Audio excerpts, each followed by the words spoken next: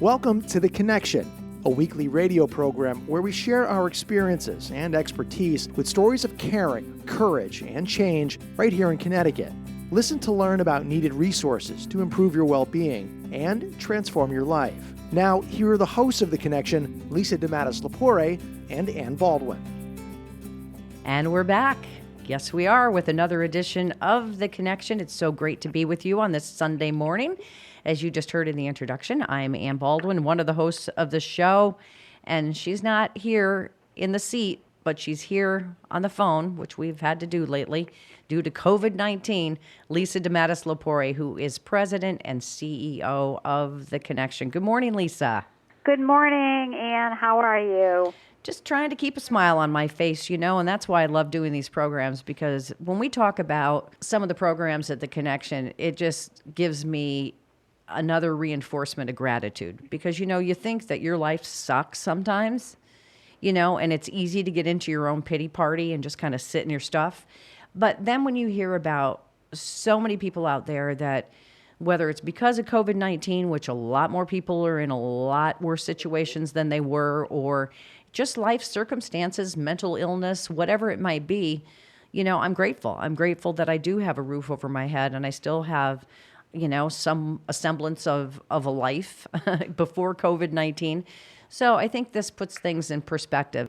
30-something years ago, in 1991, I was hired April 21st, 1991. I even know the date. I was hired at The Connection, and who knew all these years later that I would, be so blessed to be the president and CEO. But I started off when The Connection was opening their very first women and children's program, and that's Hallie House in 1991. And because of the success of that program, which was for pregnant and parenting women who could come and live in a beautiful home and get their life back together, work on getting reunited with their children, and work on their issues, because of the success of that, in 1995, and I remember because it was the white Bronco chase with OJ when I was hiring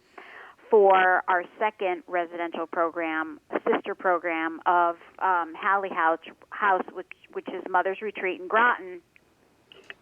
To see this, to be able to open another residential program at that time was extremely rewarding, and it was at a time when there really wasn't in Connecticut gender-specific treatment, which meant a program specifically for women and children, because in the past, when I started working in this field, I worked in co-ed programs where you'd have men and women living under the same roof, getting better, and it never worked. It was never going to work for a variety of reasons, mainly of which that both men and women have their own specific issues, why they use, how they respond to addiction, and the populations needed to be separate. So to be able to open a second program like this, and again, it's a lovely home located in Groton, and so long story short, who we have on the show today is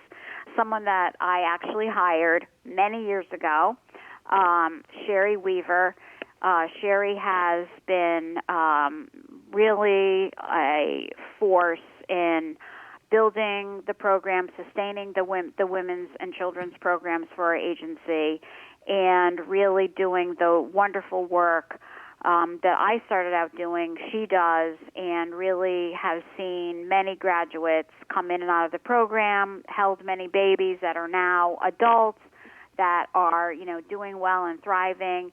And so I want to welcome Sherry Weaver today to the program. Sherry, thank you so much for being here. You do such wonderful work. So, Sherry, could you tell our listeners about Hallie House and Mother's Retreat and the services we provide, and how are they the same and how are they different? So we have, as Lisa mentioned, we have Hallie House in Middletown, Connecticut, and then we have Mother's Retreat located in Groton, Connecticut. And our goal really is to work with women who are looking to live a life in recovery, to build their life skills, address their their clinical needs, so that they can stay clean and sober, work on parenting, whether they're pregnant or they're, caring for their child at that time. And we provide quality care with clinical services. I'm glad to say probably one of the biggest changes that we've implemented in our Women and Children's program is really building our clinical services, braiding them into our services in terms of individual connections with the clients as well as groups. And we continue to grow that process. But our clinicians are working with our clients and meeting them where they're at. All of our staff are females. They understand the dynamics that our women are working with. In terms of women, getting them ready to have healthy babies, making sure that they're familiar with their nutrition and eating patterns, making sure that we're working with their physical, spiritual, and mental needs. Both of these programs are beautiful homes that have been extremely well maintained and taken care of all of these, 30 plus years. And every client that comes in has her own bedroom with her child, and really she, really learns how to be responsible, do her chores, like Sherry said, proper nutrition, care for her child, parenting skills, all types, everything that a person needs to do to really push the reset button, start their life again with their child. Well, and I think you mentioned it. I think one of the things when women first approach our service, that they're coming into this very warm, like house environment, and it just kind of sets the tone. Each client is met with a staff person that's happy to see them. And again, getting them ready for, recovery and teaching them what does that mean. But, looking at what their strengths are, what would they like to have happen for them while they're here, and building on that. We talk a lot about recovery capital, and that's really looking at what would they like to do, what resources do they have, what kinds of things do they need. So as we know, discharge starts at time of admission, and many of our clients may be homeless. Maybe they've disconnected from family members. So our goal really is to help women make those reconnections, get family members involved. Women having babies is getting them connected to the medical services or the parenting services that they might be interested in the community, as well as our on-site services that we have. And also they're walking in here and they're seeing other women who are in similar situations. I would say our priority for our women and children's programs goes to women who are, actively using. And so what I'm seeing is women coming in here are feeling welcomed and feeling a part of when they come in. And for that, they're staying in program. And then, the groups that we have are also meeting them where they're at in terms of we're doing, prenatal groups. We're doing healthy parenting, relapse prevention, overdose awareness, reproductive care. So we're really talking about all the issues that women are in need of building their toolbox, their recovery toolbox. It's living in a residential setting is you have recovery from the moment you wake up till you go to bed. And it's not uncommon, after the groups are done, that one woman will say to another client, hey, do you want to, sit together and read a meditation together? Or do you want to work on the steps? And they're building connections with each other that they might not get outside of the community, outside of the program. And it's ongoing. So if you're just tuning in, again, we're speaking with Sherry Weaver. She's the program director of Women and Children's Services at The Connection. So where would these people be if it weren't for programs like this, Sherry? Well, unfortunately, they might be in shelters. They might be, we're hearing more women who are, living on couch surfing, so to speak. Or recently we had a client that came in that was living in a tent. Some of these women don't have support out in the community. And so the goal really is to find them with the help of our Women's Reach program that we have at The Connection. They're connecting with women out in the community and, having them come in. What have you seen? What have the results been? Because one of the biggest issues that I see out there is the generational cycle of not only substance abuse, but so many of the other issues that come with that. And so, the goal here, I would assume, is to kind of put an end to that. So I'd love to share a success story that we have. Please. We have a young lady who is part of our Women's Reach. She's a women's recovery navigator, and she actually goes out in the community and is making connections with these women out there who would benefit from being in a women and children's program because of the substance abuse, the pregnancy, and the parenting.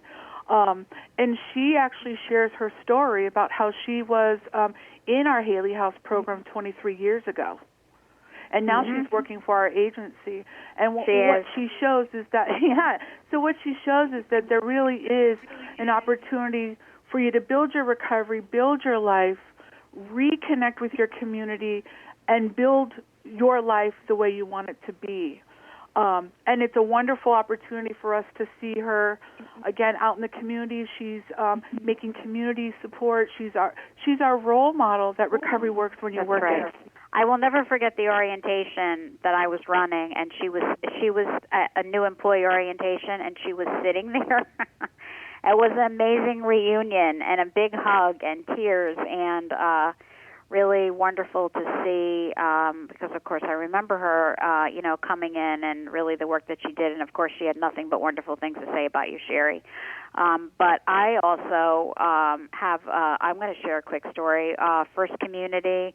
There are 3 women from that first community that are on my Facebook that I'm friends with now after all these years. I held those children all in my arms. They're all now in their late 20s and early 30s. They're all doing well. Mom has stayed clean and sober and thriving. And recently, Andrea Hunter, who's one of our, who was program director at one point at our Women and Children Center, who works at our supportive housing for families now. She was the first staff I hired.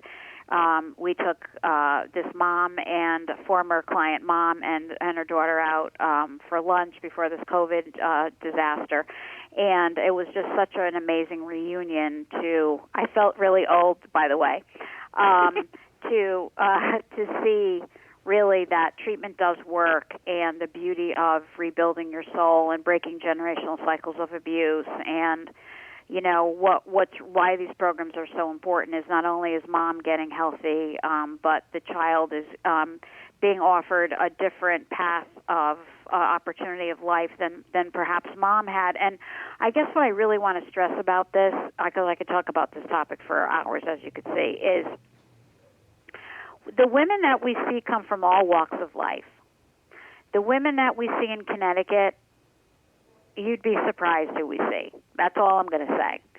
So, people, think it's only minority women. It's only, from folks who, are living in, poverty-stricken neighborhoods. That is not true. We see women in Connecticut that come from every socioeconomic background. We see people who come from prominent families that struggle with substance abuse and have really horrific stories with a lot of trauma that have occurred to them in their households, irregardless of their socioeconomic status. And so to be able to see people come in and really make changes in their life is probably one of the most rewarding experiences I think that we could have. And we're really blessed, Sherry, to be able to do this work. How does a woman get referred to our program, Sherry? So we get referrals from all over. They can be self-referrals. We get referrals from the hospitals, OBGYNs, community health services, family members. We've, from all over the place. I think the most important thing is letting everybody, everybody in our community know that we are here. We're here to support them, and we're here to support our community.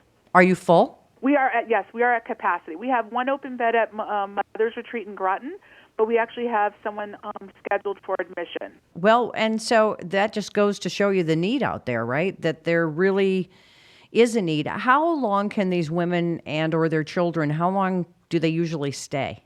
So our treatment programs are usually anywhere from 3 to 5 months, depend on the client's needs. And then what? So do you give them the tools to are there services then that help them get out on their own, to get the job, to get the support services that they need to live independently, I assume? Yep. And like I said, discharge starts at date of admission. So when they come in, they're getting about 20 hours of treatment at minimum in terms of groups and individual sessions, clinical sessions. And then what we're doing is connecting with resources in the community. They're going to meet the client's needs. We might be collaborating with DCF. We might be collaborating with our supportive housing program on housing opportunities for our clients when she leaves. We may be looking at connecting or helping the client maintain her DSS benefits. Looking at career options, what would she like to do when she gets out? So we're helping with resumes. Many of our clients have already had a career and looking to go back to that. And some are looking for new things. And when we talk about success stories, I have a client that comes to mind, and she's been clean for 10 years now. And so when I said, what was the secret of your program, of being here? What helped you stay clean? And she said, when I was at Mother's Retreat, I got my high school diploma. She said, for so long I didn't know what was missing. And she said, once I got that diploma, it just filled me up with some energy and motivation. And 10 years later, now she's a recovery coach in one of our local communities, making that connection for other women. And it's women like her that are helping us, learn to work with women and meet them where they're at.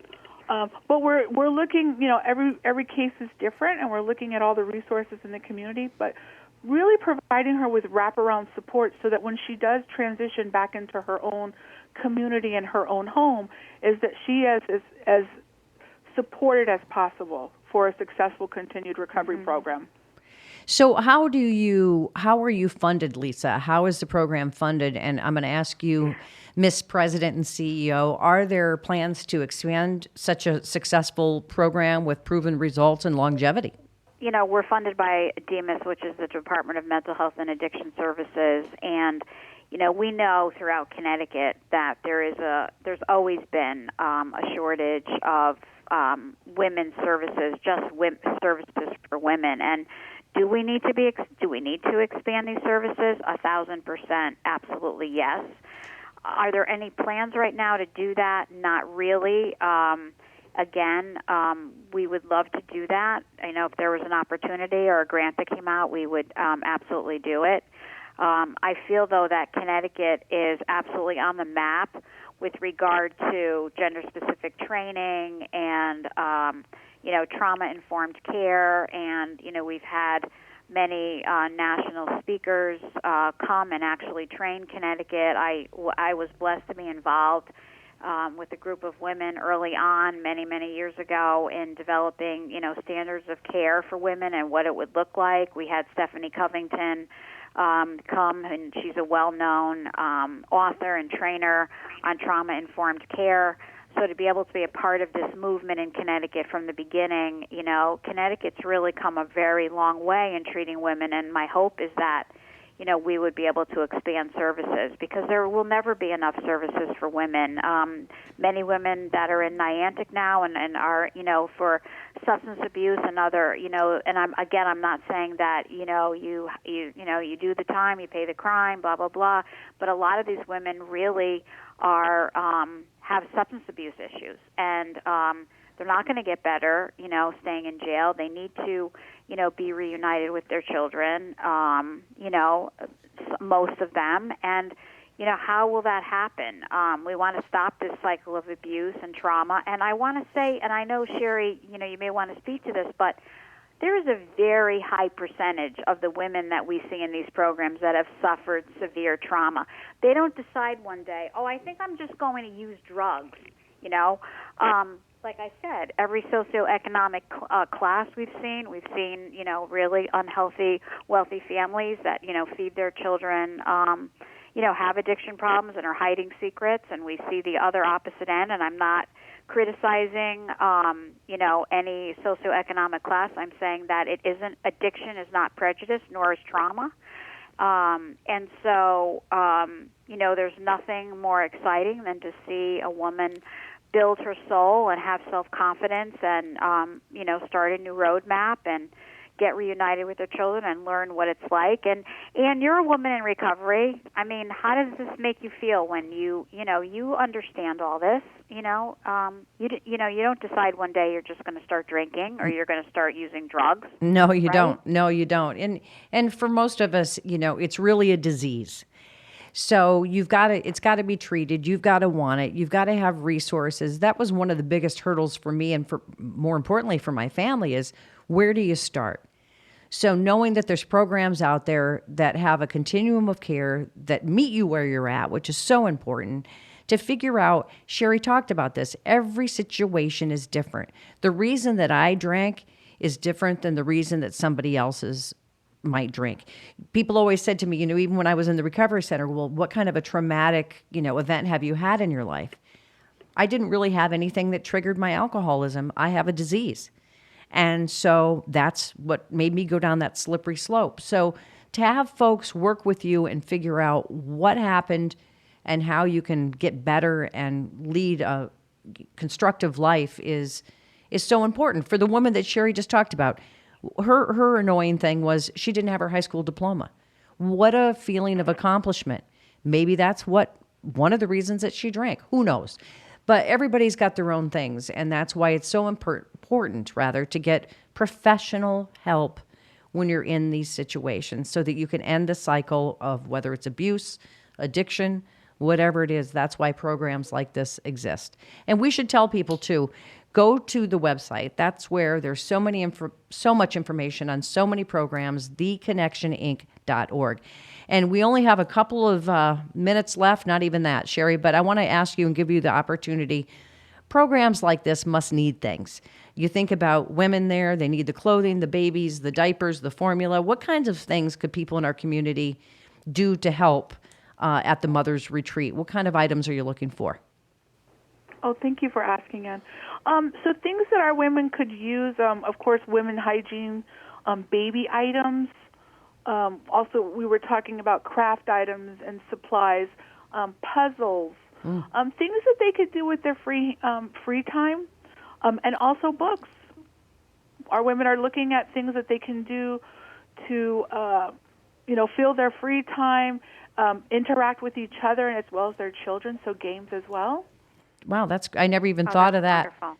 Well, I've got a 1,500-piece puzzle that I just put back in the box. I'll donate that. Good luck. Thank you. It was so frustrating. But those are the things, arts and crafts and things just to keep people busy. It's such an important part of the recovery process. So if there are folks out there that you have some items that you could donate, we mentioned it's children there, it's women there. Everything is so appreciated because budgets are tight. We all know that. Well, I want to thank you so much, Sherry Weaver, Program Director at Women and Children's Services, and running the Mother's Retreat in Groton. Sherry. This was very enlightening, and as I like to say, continued success. Thank you so much for having me, and have a great day. Absolutely. Thank you, Sherry. And Lisa, I could hear it in your voice. I know how near and dear this whole topic is to your heart, and hats off to you for not only being there in the beginning, but your commitment to continuing that these programs, thrive and survive, and more importantly, that people become productive members of society. That's the goal, right?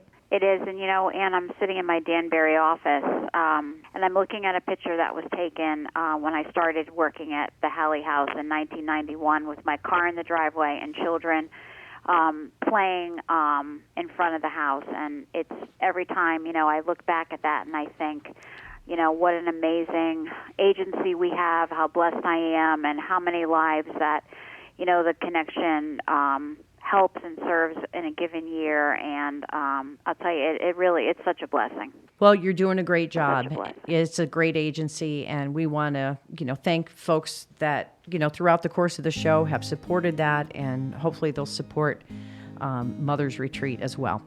Well, now's our time to thank you for listening to this edition of The Connection right here on WTIC News Talk 1080.